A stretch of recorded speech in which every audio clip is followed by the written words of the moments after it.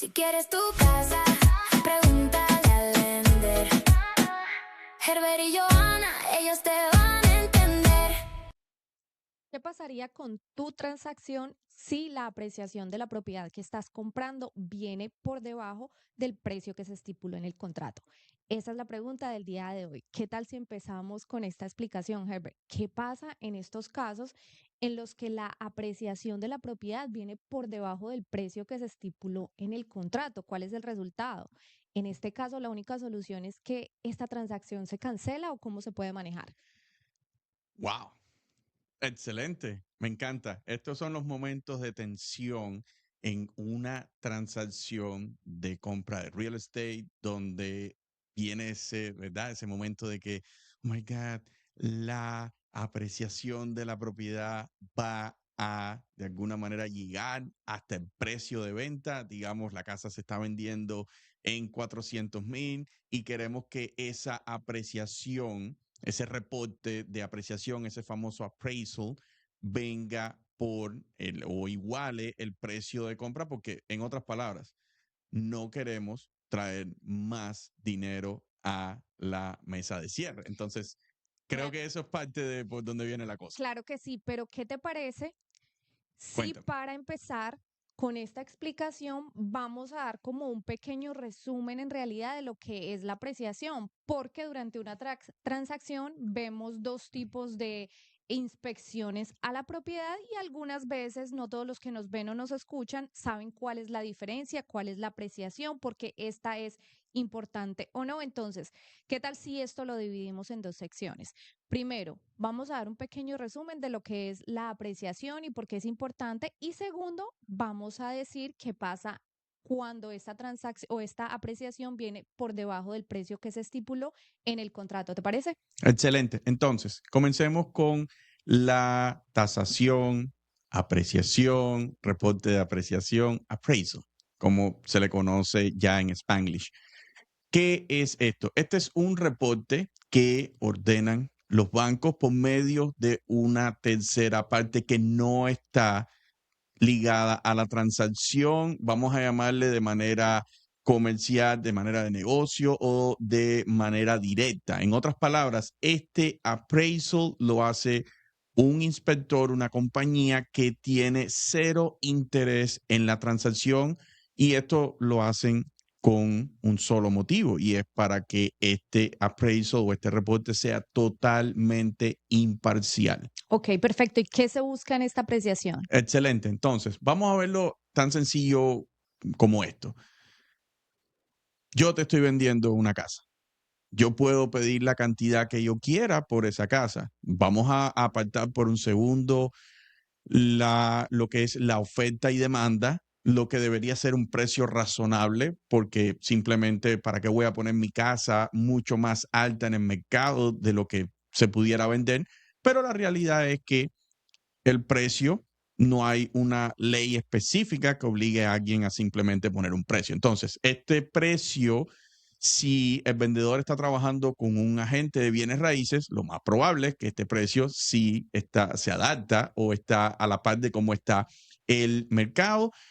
Vamos a suponer que no es el caso, vamos a suponer que simplemente es opinión. Yo creo que mi casa vale la cantidad que vale y simplemente la pongo en venta. Excelente. En este punto, el comprador está utilizando ¿qué? Financiamiento. Por supuesto. Entonces, cuando utilizan financiamiento, el banco que va a financiar la propiedad simplemente quiere tener un reporte o necesita tener un reporte que pueda soportar ese valor de venta que tiene la propiedad. Entonces, esta tasación o este appraisal es simplemente para confirmar que el precio de venta que se está negociando es un precio de venta que está dentro del averaje del mercado, del área donde se está moviendo o vendiendo la propiedad. Esto tiene un motivo muy específico, y es esto. Recuerden, como hemos hablado en otros capítulos, las hipotecas son ¿qué? Análisis de riesgo, simplemente. Entonces, el banco está convencido, porque ustedes le están dando la documentación suficiente, Está convencido el banco que ustedes van a pagar su propiedad. Eso es un hecho. Pero en análisis de riesgo, el banco necesita tener este reporte para entender de que si por algún motivo la propiedad llega a ser reposeída, el famoso foreclosure, esta propiedad no se tiene que quedar en el portafolio de ellos porque simplemente estuvo sobrevalorada y no se puede, en otras palabras, vender, porque los bancos simplemente no son compañías de real estate o compañías de renta. Los bancos simplemente tienen estos activos que quieren tener como, vamos a llamarle, deuda, donde cobran intereses, bien sencillo, etcétera. Ellos no quieren mantener, en otras palabras, en su portafolio una propiedad. Ese es todo lo que hay, primeramente, que era el appraisal, que todo el motivo real por qué se hace este appraisal o esta tasación. Perfecto, ya nos queda claro. Entonces, la propiedad es como lo que tiene el banco, el que está prestando el dinero. Ok, yo te voy a prestar dinero de algún modo porque tienes un asset que en caso tal yo lo voy a reposeer en el peor de los casos y lo voy a poder vender y voy a adquirir mi dinero. Entonces, para asegurarnos de que todo esté, digamos, como en funcionamiento, lo que ellos necesitan saber es que esa propiedad por la que ellos están prestando ese dinero cuesta o tiene el valor en el mercado por el cual están prestando la cantidad de dinero. Perfecto, eso ya lo entendimos. Ahora, vamos a la pregunta número 2. Estamos en una transacción y esa apreciación o ese reporte vino por debajo del valor que tenemos estimado en el contrato. ¿Qué pasa? ¿Cuáles son las soluciones? ¿Cuáles las alternativas que en este caso los vendedores y los compradores tienen? Cuando esto sucede, que puede suceder por diversos motivos, hay 4 escenarios que suceden acá. Perfecto, ¿cuáles son? Y estos 4 escenarios son los mismos escenarios que le contamos a todas las familias con las que trabajamos. Estos escenarios son, número 1, esta es la realidad. El banco hipoteca hasta el valor que tiene este reporte de apreciación. Nuevamente, ya entendimos la razón por qué. Porque si la propiedad, en el peor de los casos, un caso catastrófico, se tiene que reposeer a la hora de venderlos o vender esta propiedad, ellos saben que la propiedad no, o se va a poder vender rápido, en otras palabras, es lo que quieren hacer. Entonces, ¿qué pasa acá? El banco, cualquiera está haciendo un down payment, el famoso inicial que se hace con el préstamo, y ese down payment está basado en ¿qué? En el precio de compra inicialmente, y ahora el reporte de evaluación o de apreciación de la propiedad va a definir hasta dónde el banco va a prestar.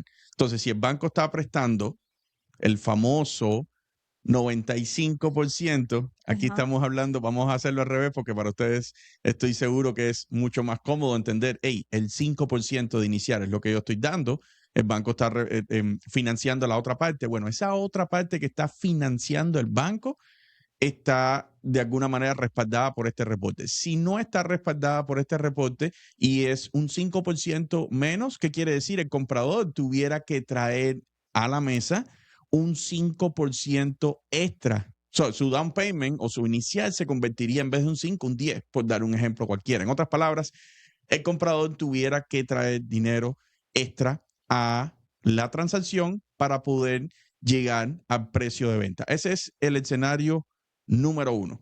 Perfecto. Entonces, el escenario número 1 es en el que simplemente el comprador trae el dinero para cubrir la diferencia del reporte. Exactamente. Ahora, hablemos del escenario número 2. El escenario número 2 puede existir una negociación donde el vendedor simplemente reduce el precio de venta. En este caso, un comprador no tiene que traer dinero adicional, cash adicional a la transacción, no tiene que subir su famoso down payment, sino que se queda todo igual. El comprador en este caso sigue haciendo, por ejemplo, un 5% de inicial de la cantidad que sea. Ponemos el mismo ejemplo. Decimos que la propiedad está vendiéndose en $400,000, la apreciación viene por $395. En este punto, el comprador, teniendo en cuenta que el precio de venta se bajó, el comprador va a seguir haciendo un 5%, pero no de 400, va a ser un 5% de los famosos 3.95, de lo que dio la apreciación, porque eso es lo que va hasta donde va a prestar el banco. Entonces, ese es el segundo escenario. El vendedor, después de una negociación, puede bajar el precio de venta de la propiedad. Perfecto, entonces ya tenemos esos dos casos y todavía nos faltan dos. ¿Cuáles son las otras dos alternativas? Tercer escenario que sucede acá, que también es bastante común. Las dos partes se ponen de acuerdo. En este punto, ¿qué quiero decir con esto? Bueno, el comprador pone una porción de dinero extra, no va a tener que cubrir todo el gap o la diferencia que hay, y el vendedor baja el precio un poco a la transacción. Esto se puede negociar de millones de maneras, porque muchas veces no es solamente bajar el precio, sino de que simplemente el comprador trae más dinero a la mesa de cierre, pero el vendedor le ofrece cubrir parte de los gastos de cierre. En otras palabras, no hay un específico, pero el escenario más común es simplemente que si hay una diferencia, por ejemplo, de $10,000, una parte, el comprador pone 5,000 y la otra parte, el vendedor, lo usual es que baja el precio unos 5,000 y se ven a la mitad del camino, como se le dice por ahí. En otras palabras, llegan a un acuerdo donde las dos partes comprometen para llegar al punto correcto que el financiamiento se pueda continuar de manera rápida. Perfecto, clarísimo. Entonces, ¿cuál sería la última opción? Ok, el escenario número 4, que es uno que también es una realidad y es esto. Ninguna de las partes se ponen de acuerdo en el sentido de que, ok, comprador simplemente determina que no va a traer más dinero a la mesa de cierre. Cuando decimos mesa de cierre, recuerden, es el final ese donde tenemos las llavecitas, nos tomamos las fotos, todo súper chévere, pero es el contrato final de hipoteca. En otras palabras, cuando se termina el proceso y ahí es donde se desembolsa todo el cash que tiene que ver con la transacción. Entonces, el vendedor no trae dinero extra a la transacción y el comprador tampoco.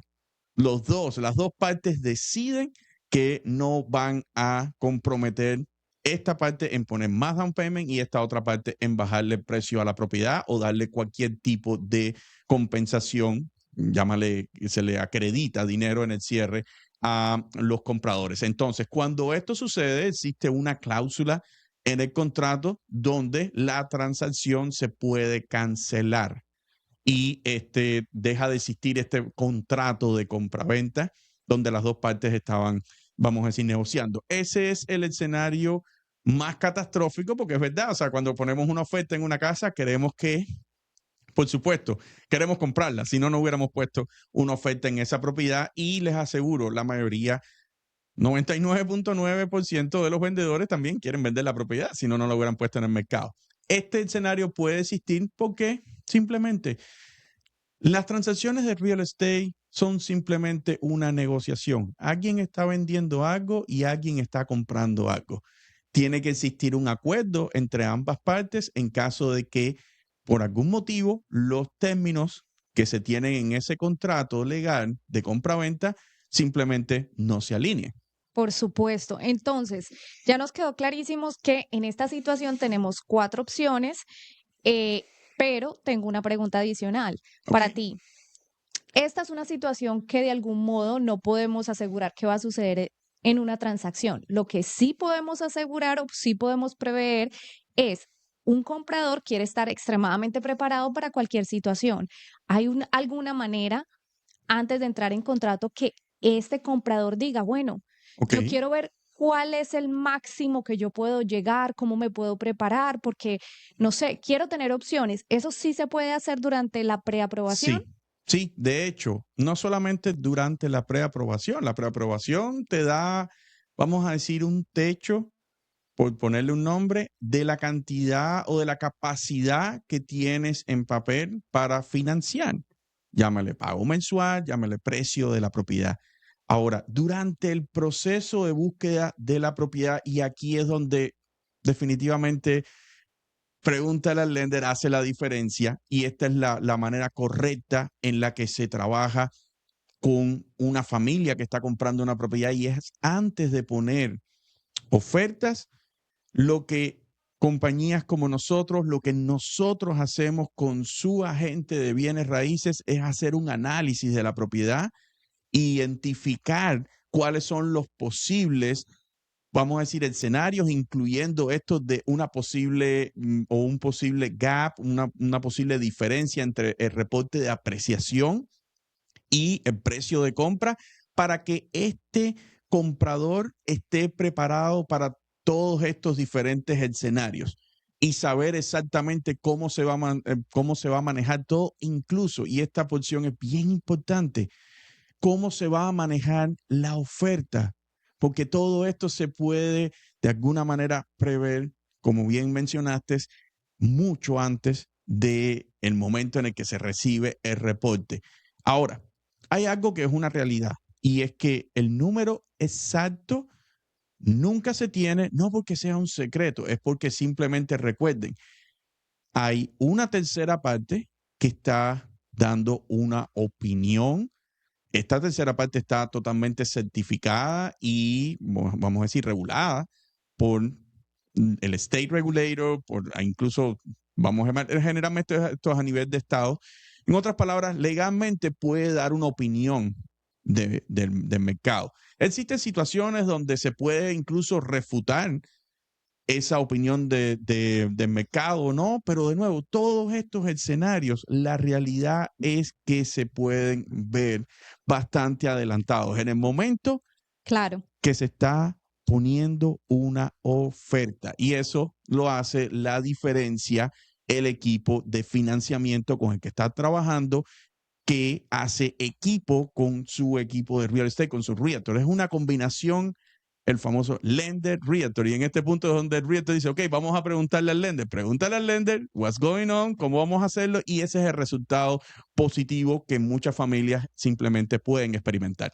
Perfecto. Entonces ya saben, si tienen preguntas, si quieren comprar una propiedad, refinanciar, en fin, cualquier propósito que tengan, lo único o lo primero que deben hacer pregúntale al lender. Exacto. ¿Y cómo nos pueden encontrar? Para esto simplemente pueden ir a preguntaleallender.com. Bien sencillo, preguntaleallender.com. Nosotros somos Herbert y Johanna. Esto es Pregúntale al Lender y nos vemos en la próxima. Si quieres tu casa, pregúntale al Lender. Herbert y Johanna, ellos te van a entender.